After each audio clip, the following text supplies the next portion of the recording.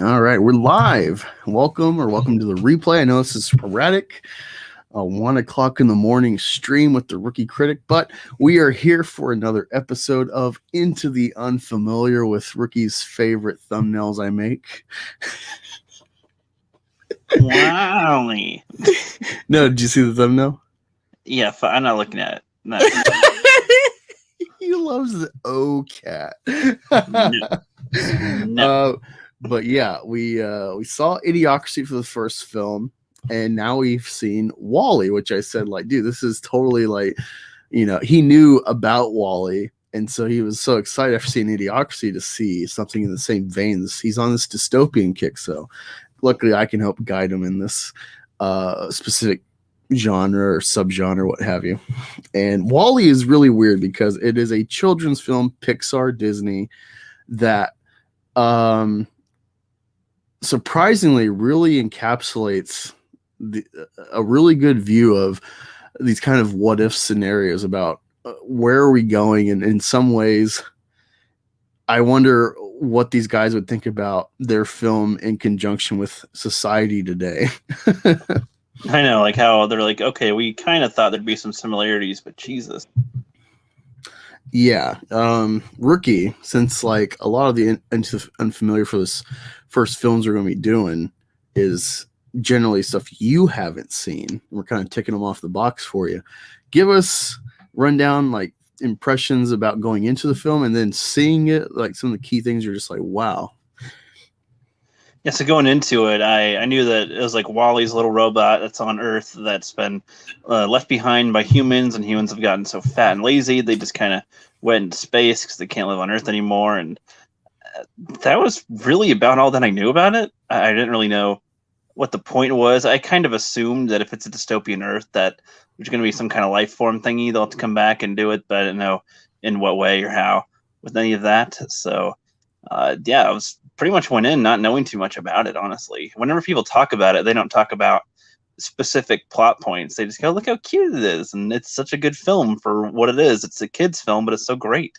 And there's hardly any dialogue, but it still conveys enough, especially from the main characters. So that was pretty much going into it, and then watching it. Yeah, I mean, I like it. It's like, it's like it's a little feel good thingy, even though it's a dystopian Earth. They do cute little things, do really well at making the robot convey things with its binocular eyes and everything, little motions, got its little cockroach buddy. And then, he's all freaking out when the spaceship arrives. This Terminator comes in and starts blowing shit up. And I don't know, it's a good journey, and then getting over to the humans with what they're doing, these blob marshmallows and chairs, essentially, not too far off from where we are right now, honestly. I like that they're doing voice commands to the computer, and I'm like, wow, we have that a lot already. Siri, Alexa, do all this. And it's like, oh shit, yeah, it's pretty close to where we are now. They just got to make some comfier chairs, and oof, maybe 10 years off. I don't know. Yeah, it's a good little. It's like it makes you. It encapsulates some imagination. Encapsulates, like emotion. I like how it's robots. They're not supposed to have feeling, but he's like emulating humans a little bit, but not entirely. And then the other robot comes in, and she's not as emotion driven as he is, but kind of learns it from being around him. And it's just cute little kind of story. Yeah, what I didn't necessarily address that is like an assumption of mine. It's kind of hard that one of the, I guess, nitpicks about this movie is like the technology, because they're on the Axiom, which is the mothership of this fleet to evacuate Earth. And you go there for like about the second half of the film, 2/3 of the film, you're on the ship after the introduction of WALL-E, and then Eve coming, and then finding the plant, which is her mission, try to find life regrowing on Earth finally. And she's a pro-droid. And so one of the things that doesn't make sense necessarily is like how advanced the technology is on the ship. Like, it's very unclear. It seems like they've been sustaining the same technological advancement for 700 years in space. and so there's no real exposition in any form to enlighten you that this ship has like upgraded as time's gone on, or if it's just maintenance this whole time, because they got really advanced stuff and it's only like 100 years in the future, which, you know, look at 1900, That's 2000 years, 700 years in the future. No, I'm saying like, yeah, when we start, we're seeing it 700 years in the future from when they left Earth, but they left Earth in like 2100. Oh. Yeah. Okay. Well, I don't know, but I mean, I think that the technological increase has been increasing for a while. I think now it's kind of slowing down, but not necessarily either. I think it's in different aspects it's speeding up.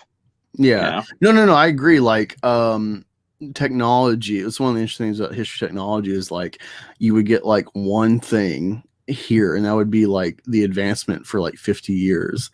And that would be like the status quo.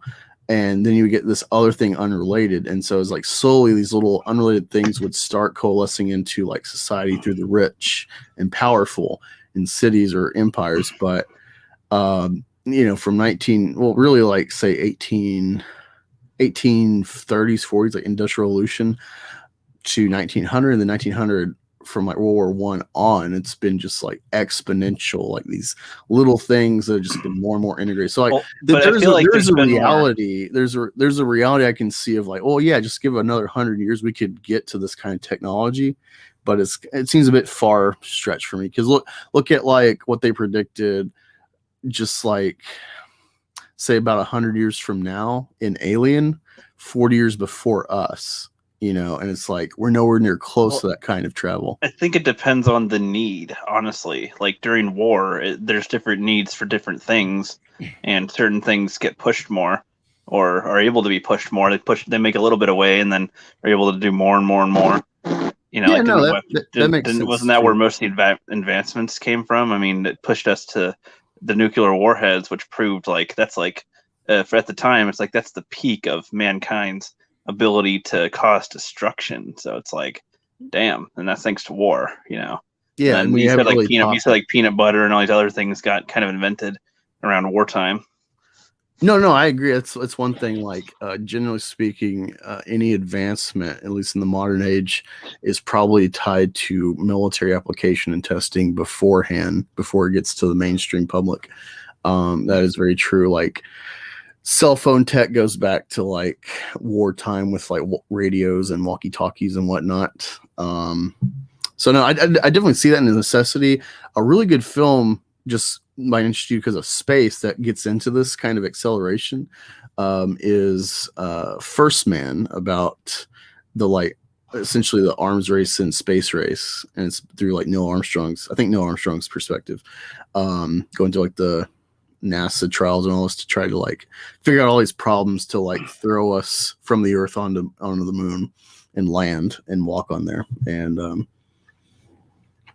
so yeah, no, that's definitely like a really good microcosm story of like what we're talking about with that little point in the show. It's not a big thing in this movie. It's just something I perceive knowing a bit about history and technology that interests me and makes me like, well, I don't know, like I'm fine with it, but I would like to see a bit more. But you know, time constraints, what's the focus? I get it.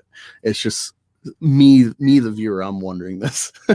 Yeah, I know what you mean. And like I feel like for what it's aiming for like a family movie, it's, you know, I'd say it focuses on the things that it needs to, but they also don't do.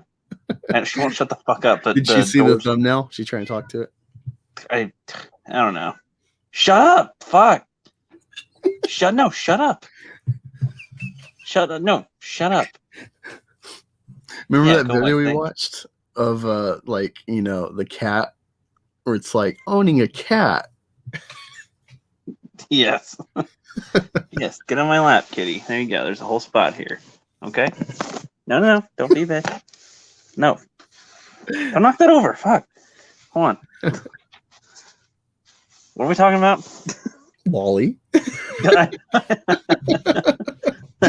I mean, what specifically was? Oh, just, you know, we're digging into answering something.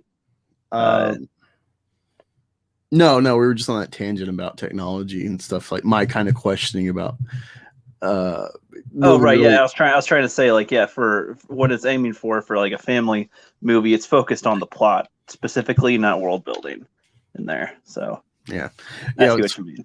What's funny is I've never actually I mixed up Wally and Wreck-It Ralph for behind the scenes, because I was like, I don't know if I've seen behind the scenes of Wally. I knew I've seen Wreck-It Ralph, but I was like mixing it up, like it wasn't clear in my head. And yeah, so I never seen behind the scenes till today to like get more context for this film. And I watched about 10 minutes of the opening of director's commentary before we watched it together over the phone. And it's kind of crazy, like the movie we get and the like very clear nods with like Star Wars and um, especially 2001 Space Odyssey, which I've seen enough of that movie to know like where they're referencing stuff, big ideas, but I still don't have like the full context. But um, what's funny is like how much like chop shop they did with this story,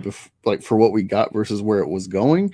I was telling you, originally this was supposed to be, I don't know if it was humanity was like so far evolved that like an unrecognizable like blobs like Jello, or if it was supposed to be aliens that with like this probe idea. But essentially Wally was supposed to like come into the plot and be like a Spartacus with these like downtrodden robots. And so you see, you can kind of see how they manipulated that with the like broken robots and stuff in the plot. But Yeah, the slaves, free the slaves.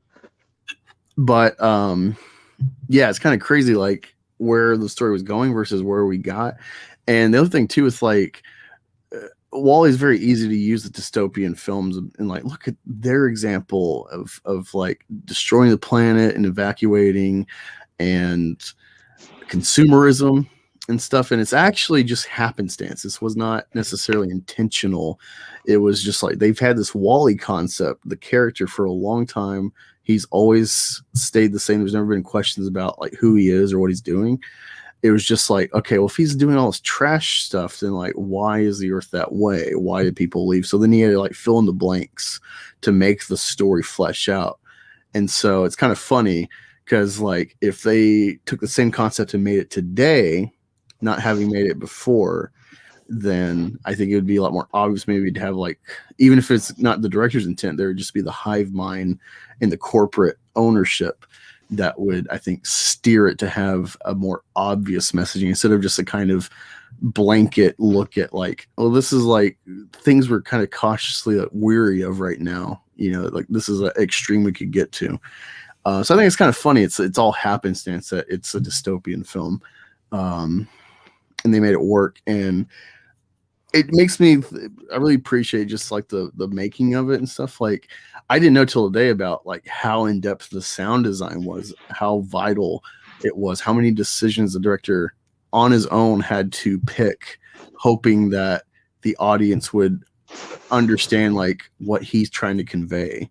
Because it's not just like physicality personifying these robots, but it's like the sound to personify, or like picking the right sound.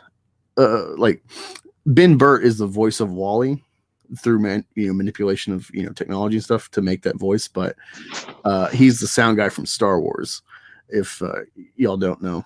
And yeah, he spent about a year just figuring out the voices to these characters, and they would do so many different sound bites of like the same word, like inflection and stuff. And it's me studying language with Romanian. It's like that's just really interesting to see in filmmaking. So Well, I kind of it's kind of interesting because like I was comparing them to Pokemon, and like Pokemon only say their name Pikachu, Pika, like they just yeah, but then they'll be pretty like much Pika. yeah, Pikachu, like the way they say them is a little different and varies. Yeah, So yeah, it's like they have limited dialogue, but you can infer emotion from it depending how they say it. And that's what's cool. Like you can overcome lack of language. Like I've had this experience when I was in Texas training for medic. I had a girlfriend. We went to the mall, and so I got like my second or third pedicure ever because it's like good hygiene for your feet being in the army. And where we went, it was like real authentic, like imported Asians, like old lady. She's never learned English besides maybe like $5 or whatever, And so, You want good time? You love your long time. and so it's funny, like the human communication that you have, it's very physical or guttural. It's very basic that you can have across cultures, especially in the kind of personal, like someone's like servicing your feet, and, like, oh, that tickles and stuff. And just like those little things that you have to experience to really understand. I really get that from this movie, and it makes me appreciate having experienced little things like that. Or in Afghanistan, where it's like you have to talk to someone through a terp, but you're interpreting their body language and cadence, despite not knowing what they're saying and having to wait for a third party to tell you. So yeah, there's so many things, and it's like, look at where Pixar was versus the shit we're getting now. Like Luca, I watched part of my kids. I've seen Raya, which isn't Pixar, it's Disney. Like there's like a real spirit missing that, like even with like their advancements technologically, like the challenge of making the septopus and Finding Dory, like those things are interesting. Like there's just like a heart missing that it's crazy. It's like, like if you hear these excuses from people about movies with like, well, they couldn't do this because whatever. It's like, have you seen WALL-E? They're goddamn robots. Like, yeah. Which I know, and it's like I think it's because when the people that were making it wanted to, bring you on a journey, want you to have express the imagination and feel the wonder and all that, and get invested in the world and the characters through simple things. I mean, that was the thing. They keep the characters very simple, but they just do simple things that make you go, oh, okay, I recognize that and this and that, and okay, oh, and just it's very simple, but it's different with everything they do with it, and with other properties. But now it's like all very overt. It's like very in your face about stuff, and not. I don't know. The heart's missing. It's like, huh? Okay. Yeah. So if you haven't seen it, what's cool about this movie is like with the plot. So at first they go through stages. Like first you just see WALL-E. You just pop into his life, actually coming from space into Earth, and you see like it's fucking trash. Literally there's trash and satellites all over the planet's gravitational pull. And then like the sky is just like murky and clearly like toxic. And you're in a city, and it's like there's a bunch of skyscrapers, but there's a lot of skyscrapers made of trash. And then you meet WALL-E, who somehow has developed a personality, likes to listen to like musicals while he's working, crushing little cubes of trash. And you see that like he has a personality that he likes to, of course, listen to music, but he also like will find little trinkets, and he's got this whole house full of them, of like, hey, I found another lighter, or like he'll find a engagement ring, and he's interested in the box it's in. He'll throw the ring away. Like, that means nothing to me, but this box is cool. Wow. Like it opens,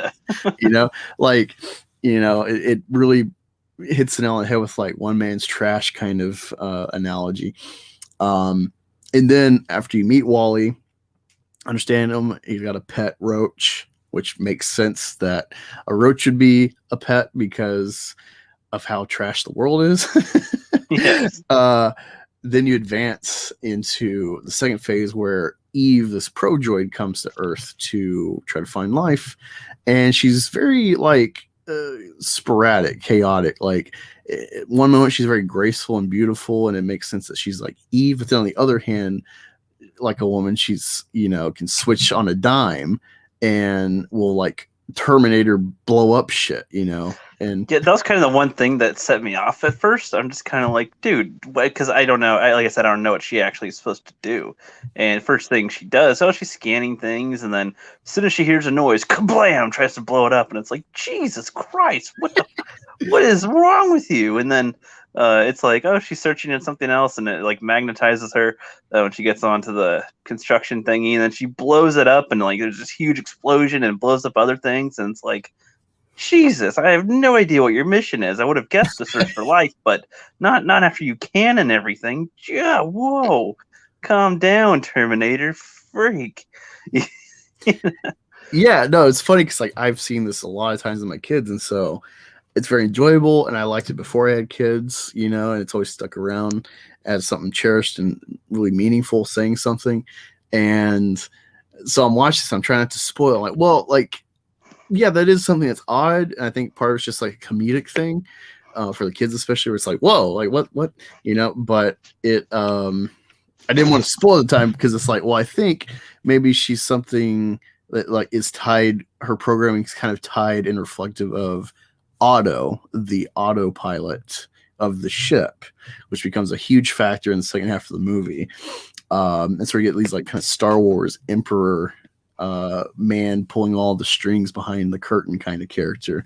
I love the voice for Otto, especially when he's like searching for the cabin. He's like, Captain.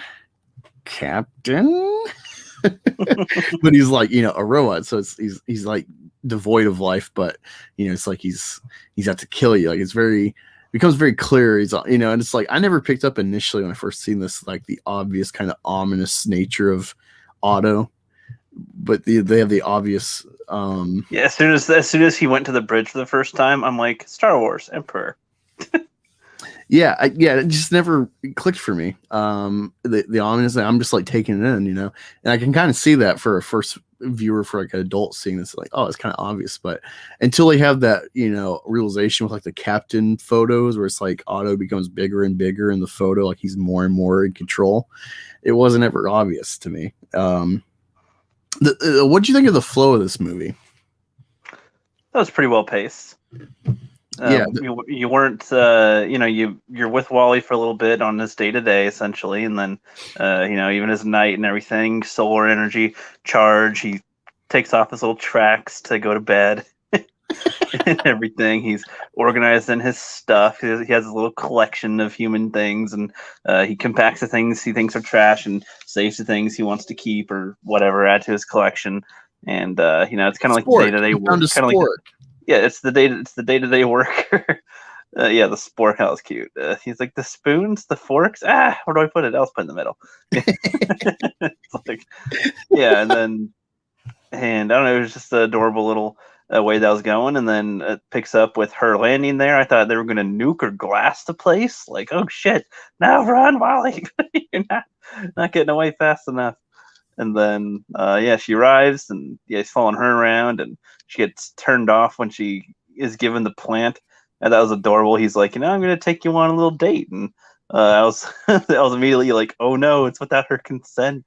I'm in my head immediately because that stuff shoved in her face all the time, where people are upset about things like that. And it's like, oh well, I mean, yeah, she's asleep, but it's a droid, and it's a kid.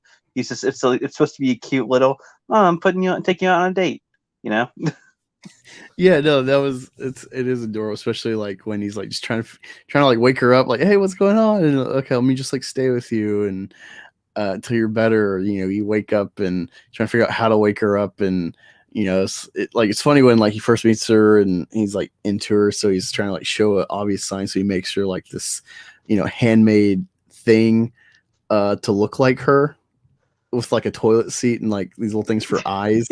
And she looks at us like, huh? And then she's like, whatever. And he like kicks the he's like, damn it. And he like kicks the pipes and they like crush him. It's like, oh, it's like he's like Steve Urkel. Oh, dude, yeah. Did I do that? Yeah, he's like always after. Was it Laura? Is that her name? Yeah, I think so. Yeah. Really quick, we got Planet Q. Shalana, she says hashtag Planet Q raid. We got Jenny Godden in the house saying hi. I got Karen saying hi to me and Rookie. What's up, ladies? Yeah, thanks for joining. We just watched WALL-E, and so we figured, so just sitting on it, we're just going to go live right now and leave this for y'all. In-depth kind of discussion about this film. I was getting a kick with Rookie. Like, there's things that we're just chatting about because there's a lot of, despite things going on pretty continuously, it's like there's a lot of moments where you can just like actually chat and not miss key details, and you can like, you know, back and forth. So it's kind of a unique film like that. You can actually just chat a lot while you're watching. There's not as much dialogue in it, so you don't need to listen for it all the time. But you know, you're just watching the story play out essentially, and it's being told well enough where you can watch it just play out. Yeah, I do wonder how much they were aware of Idiocracy making this movie, because it came out in 08, so they would have been starting to work on this in like 03 or 04. So said it takes, at this point, it said it takes about 4 years to make one of these movies. And so like the first like year or so, it was just like figuring out sound. Like there was a lot of post-production in the pre-production to like figure these characters out and the world, and then like the rewrites like I talked about. But yeah, I especially with like by and large, he wanted to kind of talk about consumerism in like the world he's building.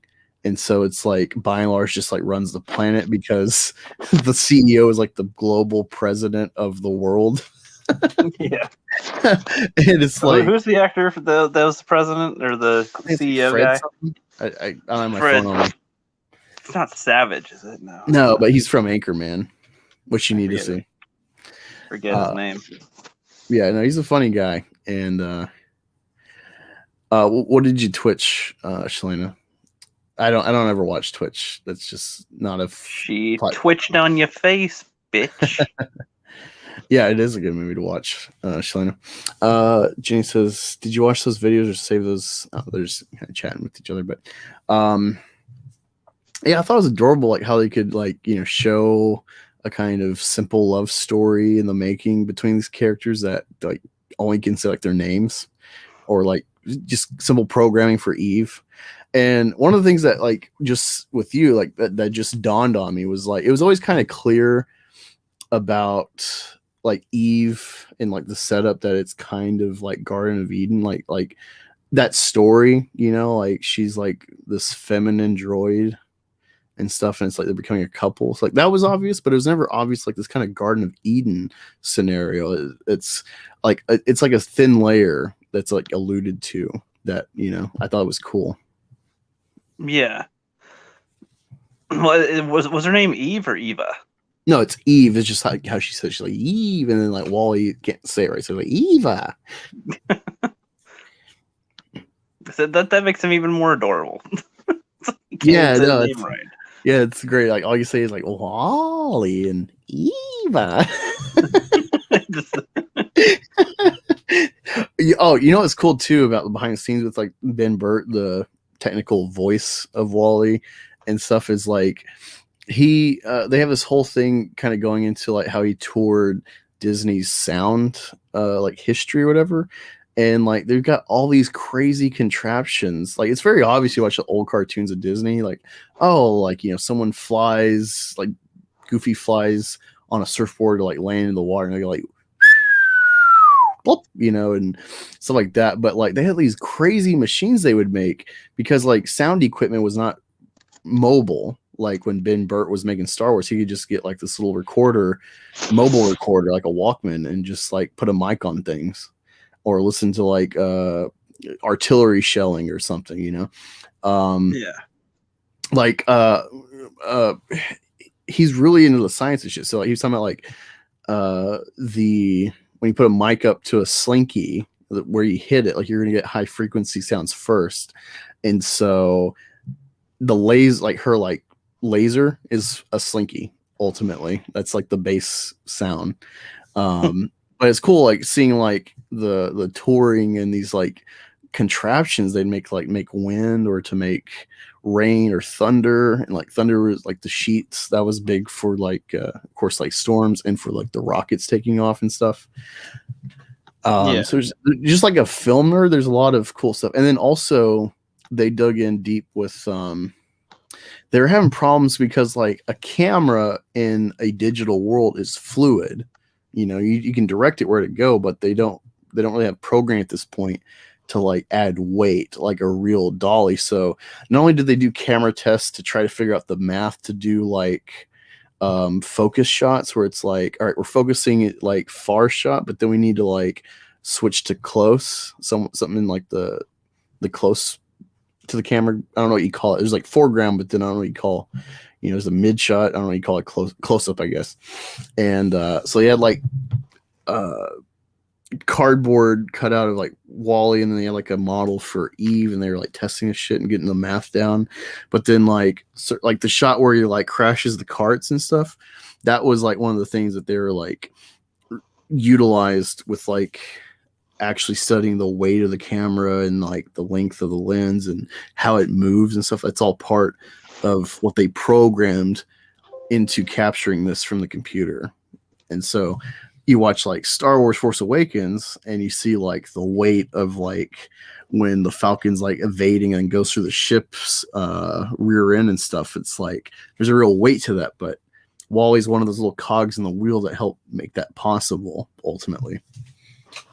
Yeah, it's good when some films can actually make some groundbreaking stuff for future films too, like do it in a new way or to show how you can do something. That's why talking about how they make the sound with Walle. I'm really hoping that in the future it doesn't come to a point where people go, oh, there's enough sounds on the internet, I don't need to make my own sounds. You know what I mean? And be lazier with it. I want them to still innovate to try to make some unique sounds.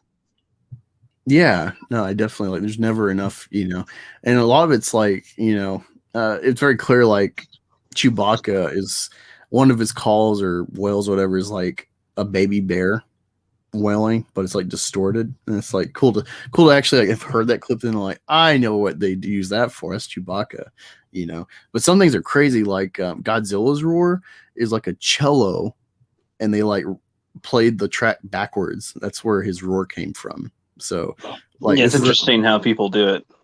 Yeah, it's just there's a lot of wealth to like film knowledge with this film behind the scenes. And the other thing was lighting. One of the things is like they didn't want necessarily photorealism. They wanted this world to feel real and convincing that you could like come into it. And part of that was lighting, and also light affecting mood, like when like Wally's leaving the planet and then like it gets dark and then like they're going through that ring, which is like bioluminescent kind of, and that has like its own kind of wonder, and then like the galaxy he's looking at, and then the ship has like this kind of sterile lighting or artificial, and like I'm just amazed, more so than I already was with like how good this movie is for all of its facets. Yeah, it's impressive, and sound plays a great effect. They're playing music throughout a lot of it, but they're balancing it with some silence and then sounds that fill it, and that's something I appreciate too. Because sometimes people use too much music instead of relying on silence and sounds. So when it's utilized well, I appreciate that. And it's all in a little to that pre-2010. Yeah. Shalana says there's only one Disney movie that is not allowed in the USA. Can you guess what the movie is? Is it Song in the South? Yeah, I was about to say, is it that movie? Yeah, it's gotta be the South one. Because he's like, a black dude singing. No, he's it's a racist movie. Yippity da, yippity yay, or whatever. I remember the words, but something like that. Yippity doo da. Yes. Very impressive. I like too how when we mentioned the Star Wars thing, he was like, he actually electrocutes Walle. So his little like, Luke, yeah. It's like no, and then when he's looking for the captain, it's like maybe I'll turn your sister. Dude, that's one of my favorite little nuggets that like it's whatever to most people, but like what the way it's not just what he says to lure Luke, it's the way he says it's like your sister. It's like he made a revelation there. He's like, woohoo. Yeah. That's what annoys me when people like quote like the I am your father. They always say it robotic because Vader's part machine now. It's like just because he's a robotic doesn't mean he is a robot. Like he, it always irks me. They always miss the cadence. Yeah. But yeah, no, like it's yeah. So Sigourney Weaver is the voice of like the announcements and the intel for like the captain and stuff, where it's like define Earth, and she's like, oh, Earth or dirt or whatever, and what doesn't make sense to me is like, all right, so like I'm assuming with these probes that they're not all just Earth probes, that like they're probably actually probing other planets as well. and like they never get anything in. Well, like, yeah. So that was one of my things because they have like really clean water for the pools that they don't go into, and I assume they have air there. So where are they getting air from? Like, do they have their own agricultural? I can't do the words tonight. System, where they plant shit and grow things. Because how else do they have air? Like a bio area to cause air. Yeah, well, I mean, I think the problem with Earth was that like it became too toxic, so that's why like they were supposed to evacuate for like 5 years for cleanup. I mean on the spaceship is what I'm saying. Yeah, no. So I assume they have like an arc or something with that's how this works is like they have things to like recycle air, plant exchange. So it's like we give them carbon, they give us oxygen. I'm assuming that's part of like the system. It's just like unexplained kind of. If you're into sci-fi stuff, it's maybe obvious, it's not a detail. It's like important. It's just like, just assume, the answer.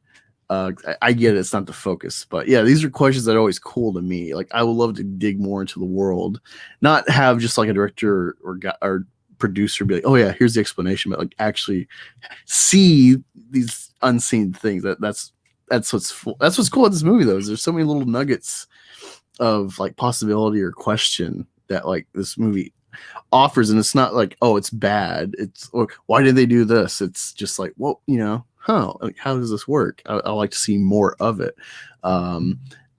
That's unfortunately where a lot of these sequels come from. It's like, let's explain exactly the Death Star plans. Like we don't need that. We'll be fine. Let's see. Shalane says the thing is a black man wrote Song of the South for Disney, so that's funny. Jenny says, yeah, Disney kicks and kills off any and all LGBT related stuff. Yeah, I know, it's funny. Like that's because they gotta, try to serve China, and even though they tout all this equality allyship crap, they're really subservient to thinking China's their future and pandering to them.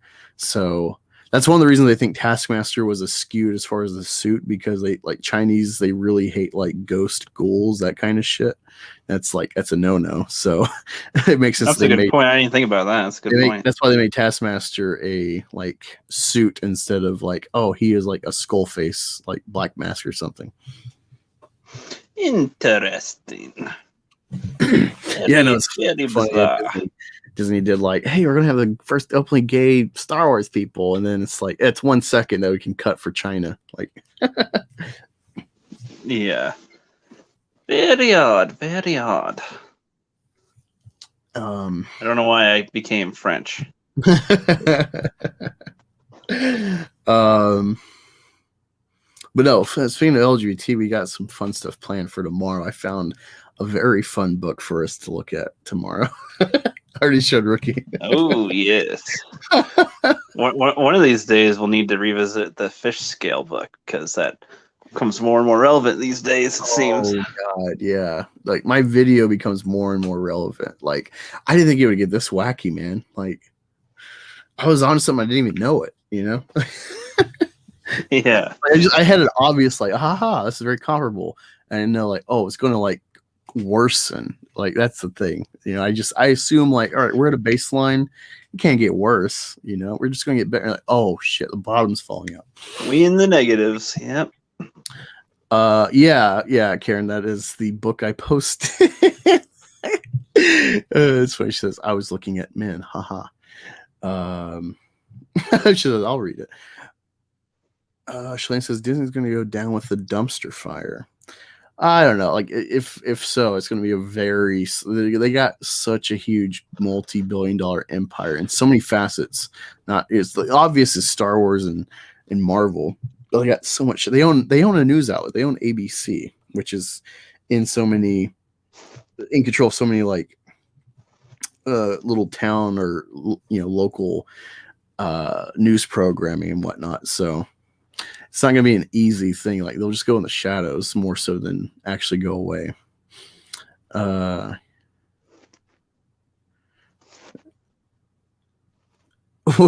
Wait, Karen, you were looking at who tops who because there needs to be answers on it. Damn it. What are you talking about? No idea.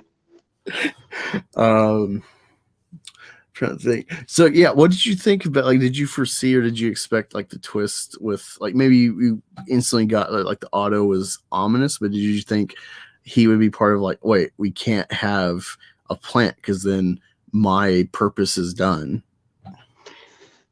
Yeah, I wasn't sure if that's what they were going for or not. I figured, yeah, they don't want to have that continue because then what use would they be at that point? If you humans are able to do things yourselves, then what will we robots be by this point? You know, that's kind of the gist I was getting. I can't articulate it exactly, but try to walk along with me. Like, there's this thread in Lion King that's very clear, and Wisecrack really did a good video kind of expressing this about, essentially Scar is like this revolutionary, this challenger to the status quo, and so he elevates the hyenas, they're like rivals, to equal standing, and then it decimates the system. So essentially the whole narrative of Lion King affirms like kind of like classism or whatever kind of social structure that like puts people in certain spots. There's no real upward or downward mobility. You just kind of luck of the draw kind of thing. And there's something there with the robots that like is comparable to that, but I can't articulate it better than the comparison. Does that make sense?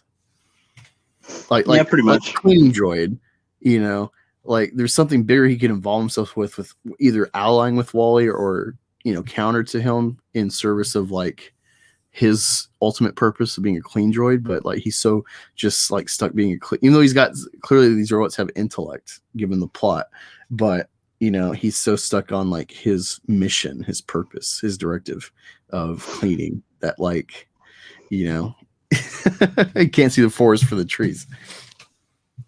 Yeah, exactly. But I thought it was an interesting dynamic there with that.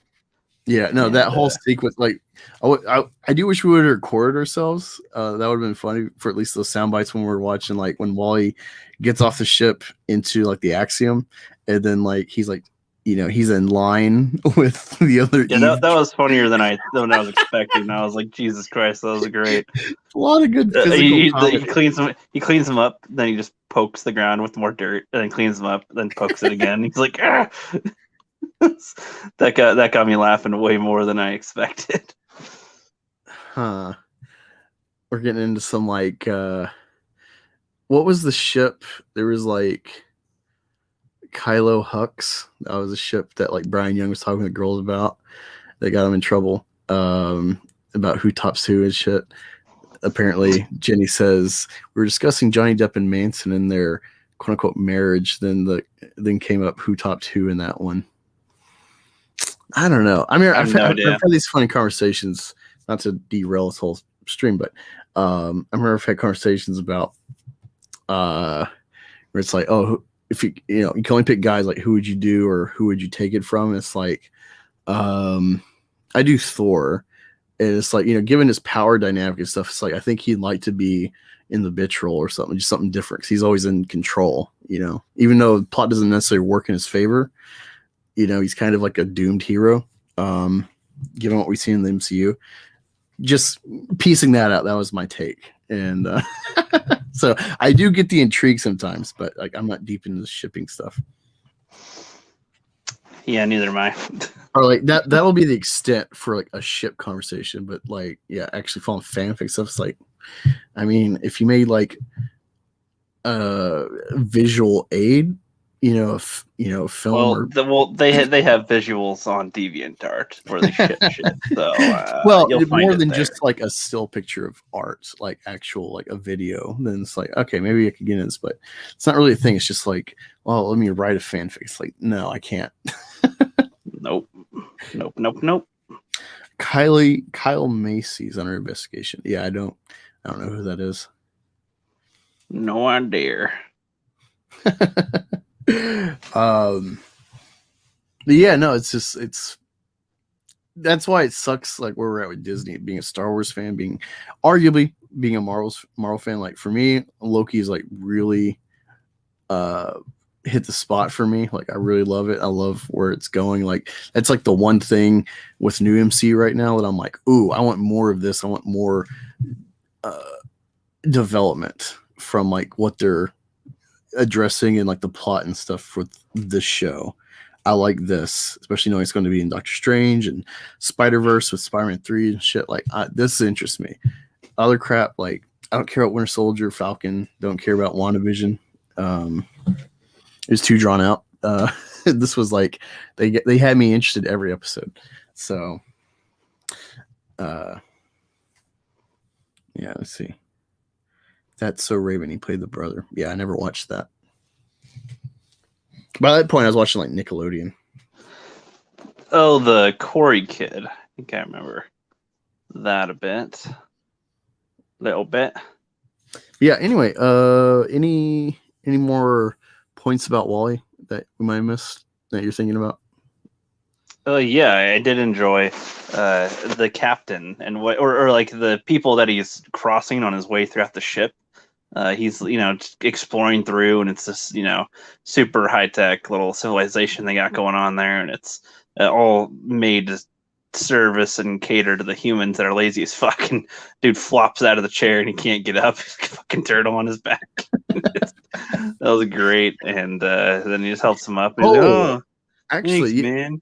Yeah, no, you got me on a vein now. So, what's interesting is like Earl Tomasi, the kind of godfather of the modern red pill, he did a stream like a week ago about the idea of like women be like, you don't have any friends. And it's like, well, that's like actually a common problem for guys given like our temperament and our biological directive. It's hard for us to actually make a tribe, especially in like, even 20 years ago, like it was more common for someone to stay at a job long term. Now it's like you might go through like 20 jobs in like your first 10 years or so. You'll bounce around before you maybe find your spot. Or this might be endemic of our society now. Like there's no real, let me like work here 40 years and retire, and I got a 401k and stuff. Like it's not really a set thing anymore. And that's really the core of male friendship and bonding, is necessity that you have some commonality, for me, like I'm a blue collar guy. I was in the army. I work in a blue collar job, but I don't think blue collar necessarily. I love these like film talk or philosophy, reading stuff, like most blue collar people are just, they live a menial life. They're content with it. And it's like, I like big concept shit, so I see that problem for myself. But generally speaking, we're becoming, with social media accentuating this on top of it, we're becoming just very isolated individuals, across the globe. Everywhere it's industrializing, it's on the rise. And when you can get food delivered right to you with Grubhub and Uber and shit. Yeah, like I just happened to notice, I went to the gym and then I went to Kroger, and I'm just kind of meandering because I don't know, besides water, I don't know what I'm really buying. And I'm like, oh, I need to get this. And so I cross this woman, and her kid's like pushing the cart. She's like, no, give me that. She's like, oh, saying sorry. I'm like, no, it's okay. I got kids, they're crazy. I got to like smack them all the time. She's like, you bring them in the store? Like, you'd see your frustration. It's like, how common is that kind of interaction anymore? People are always like weird of each other in the fucking line, and that's endemic of like how we are just in general. And marriages are fading just as a thing, deep relationships. And I see like, even that wasn't necessarily intent. The director talked a little bit about this in the behind the scenes about, with all our advances, how like spaced out we're getting, how isolated we're getting. But like Twitter wasn't a thing at this point. Facebook was just developing. So like social media wasn't a big factor when they made this movie, so like that's the thing I would love to sit with these guys 13 years later and talk to them like, what would you think, or how do you look at your film now where we're at? Do you feel like how prophetic maybe this movie accidentally was, and where it's going? Yeah. I thought you were gonna add more to that. Oh no. And then it's funny too, because like there's this weird question about like where given how serviced everyone is and like how everyone's just so isolated in their own boat, like there's clearly friendships, but it's like through the phone, it's through just FaceTiming. There's no, hey, let's go hang out and do this. It's like just kind of like, oh, maybe I'll shoot golf today, you know, or oh, let's all go to the pool. And which like golf is technically a single player game, technically. sure, yeah, no, you can't play solo, but it's meant for like at least a couple of guys. Like, hey, let's like compete. It's still a competition. Well, I know, but I'm saying that it can be simplified, unfortunately, to just I'm going to hit the ball. It's like, oh, yeah, yeah, I don't know. There's certain things like OnlyFans and stuff where it's like I think about that in the context of this film, like if they were aware or if they could like reflect on it looking at OnlyFans now with what they made this universe. Just all these little things, like it seemed with what we get, it seemed that like touching someone was like, oh my God, because they got robots to do everything. So it's like, where do babies even come from? Well, like, hold on. It's like with the OnlyFans thing, real quick. It's like, yeah, the OnlyFans only involves themselves. Essentially, they don't want to get up and go to the porn booth and even interact with other humans that way to get their comic money, book Bob is in the house. Hey, long time no chat. We've lost contact, but glad to see you in here, man. He says golf is a test of a man's will to survive. I don't know. I've never cared to play golf. Like, I'd be open to learn. I think he's implying it's boring, and so it's a test for will to not die of boredom. I don't know if that's what you meant, or not. Karen says, now I'll have to watch WALL-E tomorrow. And you said I should watch it. Talking about Loki. Yeah, no, I really loved it. You could say there's like some shipping fan service in Loki in the season finale. But they paired up the crocodile with someone. It's not full. Like there's a twist. And so people, these, disingenuous YouTubers that are just, trying to like capitalize on hating it. But they're supposedly comic fans and shit. That's the thing I don't get. If you're a comic fan and like what they're building with this show as like a kind of like a spin-off in a comic series like Civil War, and then you got this character in the Civil War universe where it's like you don't need it, but this is extra. That's what Loki is. It's filling in or prepping you. It's like a pretest kind of for the big exam. And yeah, people are trying to like crap on it, compare it to like Rise of Skywalker or Game of Thrones ending, and it's like, what are you talking about, dude? Like, there's a big meta idea with like the ship involved, and it's not necessarily actually fully invested or divulged or whatever the right word is. They kind of give you like a little bit if you're into that, or like, oh, like I hope this works out, and it's like, I don't know. And I like that. They don't go full war. They leave you a bit disappointed. It's bittersweet. And I like that. And I like these big concepts in the show. Bob says Scots invented golf to be dicks. Want to rewatch Black Sails. I've heard goodish things about it, but it's never been something I've really been interested in. I'm not big into like Pirates of the Caribbean is about as deep as I ever want to get into pirate shit. It's just not. Same here. It's not like a desired genre that I want to check out necessarily.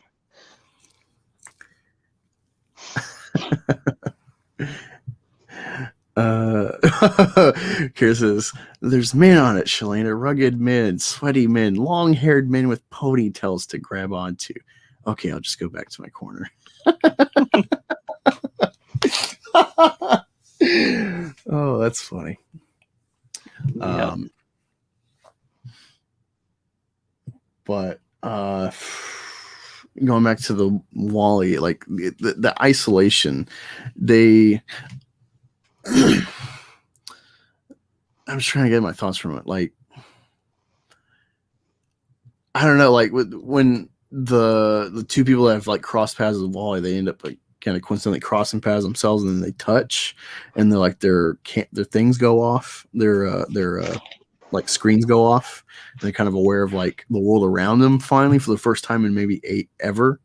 And it's like when you get that little detail, it's like clearly babies are test tubes or something, or like people are getting, guys are getting milked and women are just getting their eggs taken. Yeah, Like, yeah, they're we're test tube wondering babies. we're wondering that. We're like, huh, these there's no way these people actually flop on top of each other in an attempt to make a baby and stuff. They probably literally have the robots go to the males and give them a rub, and then go to the females and give them a little insert, and there's like, oh, what do you do? Then when the woman gets fat, there's like, you're just building up a really big shit. You'll get rid of it in 9 months. Don't worry about it. Just Yeah, and it's funny too because there's like clearly like schooling is propaganda by the ship because yeah, they're already addicted to their screens by themselves, isolated from their parents even. yeah, It's they're kind like of weird. they're all in the class and like the robot's teaching them like A is for axiom, you're home. It's like they've systematically acculturated the people to not even desire real life because this just shows you like like essentially this axiom scenario is like a communist utopia, and it's like if you could actually, it's probably the best example. It's whatever turmoil would actually make this be able to happen, if you could achieve it, like what would be the goal? This is what Jordan Peterson talks about in his like critiques of communism. It's like, what's the goal if you make this perfect society? You don't need money, you don't have strife, everyone's taken care of. Like that's the fiber of life, is the struggle. Like the earliest things we can find is like cave paintings of like animals that they were hunting. This was so important that they wanted to leave this behind for generations, something to do with these animals, whatever the story they're trying to say, what it meant. These are clearly things that they had to struggle and learn to track and trap and kill. So there's like that core of conflict that drives us, that's reflected in our earliest storytellings or pictures or art. And it's not even about like capitalist idea of competition, but it's just like we need to compete to survive against nature. If you pervert that, then like what's your drive? You're just going to be a drone, like, because then it's like, well, like I have no challenge to like meet because everything I want's here.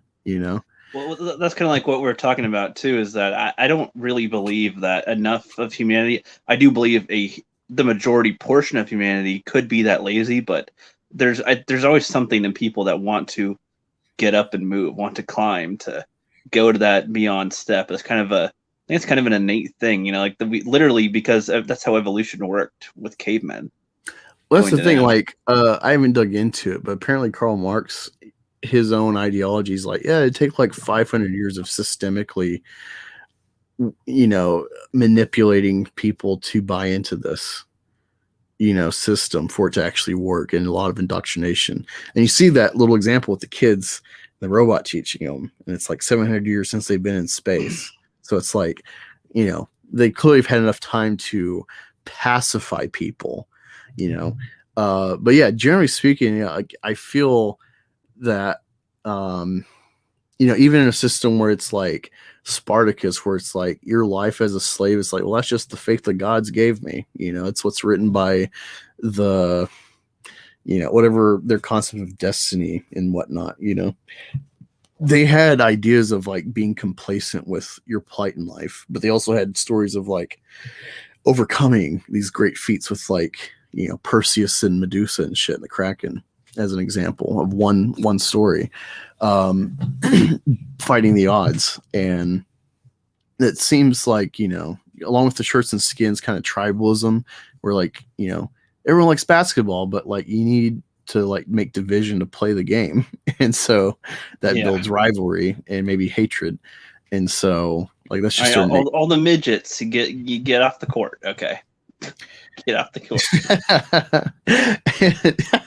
And so yeah, like I don't know, like I still think like there's just always this fighting will of like, as much as we're animals that want to conform to survive, we still want to like, we still have whatever system you make, still some sort of sense of individualism, or we want to at least feel like we have got some free will within the confines. Like you've used the monkey example a few times for something different, but I kind of think that applies here too, where you pull the curtain and you see the monkey getting something else. I mean, I think even if they were getting the same, I feel like at some point they'd be like, well, how can I get more than this? Like, can I get more than just this one berry a day? Or, You see, I don't know about that because I don't. Besides like harems for like alpha males in these kind of systems, I don't really see like a horde mentality being within like the animal like they have this intellect and this idea of justice and fairness with like that example, but I don't think they're so fully abstract thinking that they think about like how do I get more than him? Like if they're like if they hit a threshold, they're just content. That's what I'm saying. So I don't know, 'cause I kind of feel that it's like if you have the chance to get more, you would take it. well, Sort of there like is tests like that. Yeah, there's definitely like like if you're a deception. lion and you see a gazelle or a rabbit. Yeah, no, there's, I it's mean, cool you're saying this because yeah, actually as a counter to what I just said, like there's tests with monkeys where well, at least with chimps and stuff, where it's like you might have a chimp that's like totally disinterested, he doesn't want to fucking snack, but like another monkey will be like hitting his shoulder, like, come on, help me pull, because I can't pull uh, this plank by myself to get the treat. And so he's like, all right, I'll pull it. And he's clearly disinterested, and the monkey will take both sets of prizes. Like the other monkey isn't even interested in his reward. So you actually have examples of them not being interested in rewards, like they're totally fine. The other one wants more, and they can convince other people to cooperate with them to do a task that they have no interest in. But then also you have tests where it's like, oh, well, if I'll purposely like sabotage shit, if I get nothing, if this like piece of shit doesn't get anything, like that's fine with me. yeah, So there's like a baseline, I guess, kind of human intellect like that of like, well, I don't trust this guy, let me screw him over or get even. But I still kind of stand like I don't think they have like that full understanding of like, essentially like banking. Let me build a treasury okay, of hold on. resources. Let me rephrase what I mean. I don't mean specifically they'll try to get more of something, but I kind of feel like there is a thing where okay, I am myself and I have these things. This person has those and those things. Now, how can I show off? How can I impress? And I think that attaining more things is a way to do that, but there's other avenues you could go.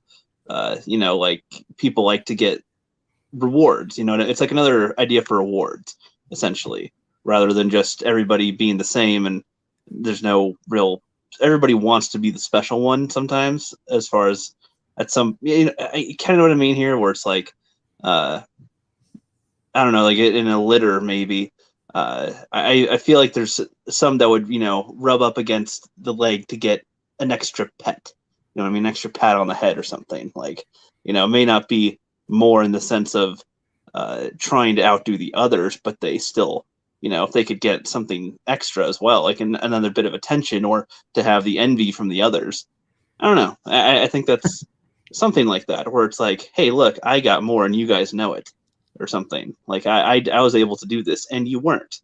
So, like the animal that gets the last bit of food or something. It's like you all know I ate it, so they probably go, "Oh, you bitch!" Yeah, I wanted that. This is why WALL-E's amazing, because it led us into this avenue of thought. Yep. Like, how often do you hear this about?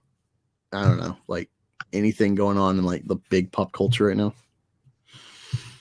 I don't know. They don't really incite that much conversation, and the things that we end up discussing with those are how it could make sense or how it could have been better usually. Yeah. Chat Comic Bob says WALL-E was the last CGI movie I really liked. I don't know. There's been a lot of other things that I'm like, ooh. How to Train Your Dragon, like all three of them. Surprisingly, like you would think that series would like really go downhill with sequels, but like every sequel like escalated the emotional stakes of that series.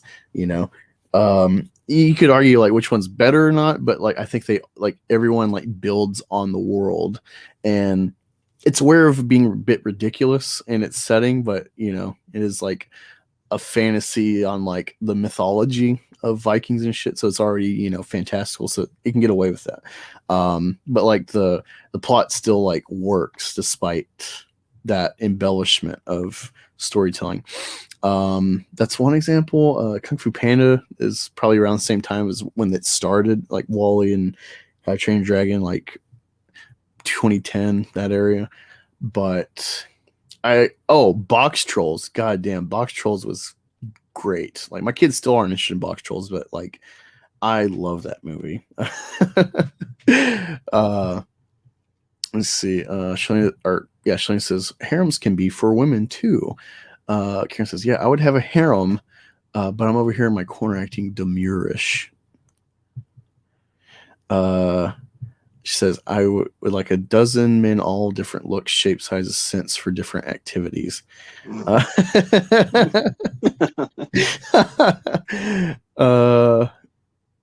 Wait, so are you talking about How to Train Your Dragon, Jenny? She says the last one was good, and so was the first one. The second one was kind of dry, in my opinion. What? No. Stoic dies in that. Oh man, and he finds his mommy, like, and Stoic, she's afraid of like what he's gonna do because of dragons, and he's just like, my wife's back, and you just see like the guy named Stoic, Gerard Butler, Leonidas is like his character he can convey through his voice is like as hard ass as he is, just like the wall comes down, and it's conveyed well for a cartoon.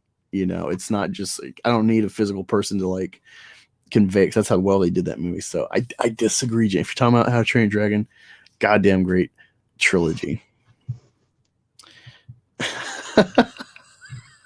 Shalane just says, at least our sense of humor. Jane says, oh, I see your opinion on that. Yeah, no, I can definitely say like, okay, like first one's got like the best, just solid heart, but yeah, like all three just are great. I'm trying to think what else kind of counter Bob for my own taste at least. Boss Baby. He says with CGI. Hold on. He says with CGI. Is he talking about? What are you talking about? Like, like computer generated like animation. Well, you like The Lion King? Oh, that's yeah. There's some CGI too, but yeah, it's a drawing. It's a 2D cartoon. No. The live action. Oh, the live action Lion King. Yeah, that's pretty much all CGI. that was so hollow. Like, I did like some of the design, but it was just like, why? That was like, yeah, it's like no. Yeah. Wait, hold on. Here it says, he knows I'm quiet, but I think tonight I'm a bit wound up on caffeine. I should go smoke a blunt. Have you seen Talladega Nights, Karen? Because that makes me think of, I'm all jacked up on Mountain Dew. I'm going to come at you like a spider monkey, Chip. You haven't seen Talladega Nights, have you, Rookie? I actually have. I figured you'd at least get a kick out of that line. Yeah, I wasn't a huge fan of the movie back then. You should rewatch it, man. You might appreciate it more that you're older. I don't remember enough of it now to comment.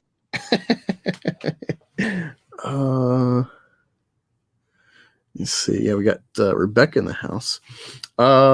Yeah, we're pretty much done with, as far as I know. It might come up tomorrow again, more little details for us to chit chat. But yeah, I think we're tapped out on WALL-E now. In all the veins we can get in. It's amazing film. I would love sequel. I would love more of this world, but at the same time, in the day and age we're in, they would make it preachy. So like, I like it just being, I like to think the bittersweet. Like, I want more, but they're just never going to touch it. They would cancel WALL-E now. Oh yeah, we joked about that. Like, oh my god, he's grabbing her hand without consent, but then she does it, so it kind of cancels it out, Yeah, she does the Wonder Woman before Wonder Woman. Yeah, but no, it's definitely. Every time I watch it, I'm like, oh no, like he doesn't have his memories. Oh, he's different. He's just a robot now. He's not WALL-E. Okay, it kicked back in. All right, his internal hard drive kicks back in. Yay, and then we can all celebrate.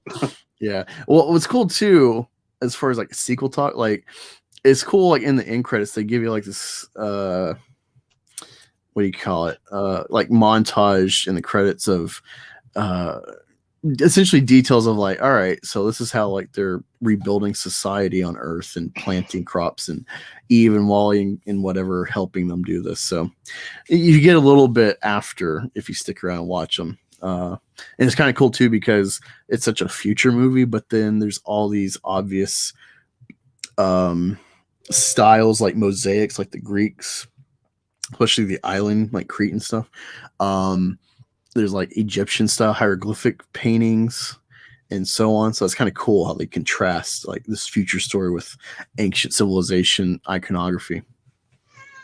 I liked it too when like he pulls out the manual book and he's like trying to voice command it, and it's like bro, you gotta physical media. Yeah. Yes. That's a good physical media. Which he looks at the paper like, what? Blockbuster was still in competition at the time with Netflix, so like that's funny looking at that movie on that angle of like, you know, we're really handicapping our future generations by like not maintaining media like that. Luckily, books are still the kind of, you know, more we still print them out more than we like digitally read books, you know, especially college and whatnot. So it's still how many libraries are there really, you know? There's plenty of libraries. It's usually just old people or homeless people that go to them now. Yeah, unfortunate. Oh my god, Rebecca says meows innocently. Want me to drop kick Teletubbies? Oh my god. Drop kick their fucking vaccine passports. I'll agree to that. I'll compromise. So I'm picturing a little meow. But yeah, we're gonna close out. Got kind of a busy day tomorrow before stream tomorrow, so look forward to me, PB, and Rookie, and maybe a guest or two. We'll see. Talking all the wacky nonsense and stuff, pop culture of the week. We talking about that book you might see on my Twitter, and whatever else. Rookie's got some ape and monkey videos for me that I haven't seen yet. He sent me one, so I'm excited to see. I love apes and monkeys. Teaser. So I'm looking forward to that. See you tomorrow, or I guess later tonight at 9 p.m. Eastern for All American Beef. And if you haven't, go check out the Idiocracy Into the Unfamiliar episode me and Ricky did, talking about that film, which was a precursor to this one. So look forward to the next Into the Unfamiliar. I'm not sure what movie we're going to do next, but it's still going to be dystopian. So talk to you later. Enjoy Monkey Punch.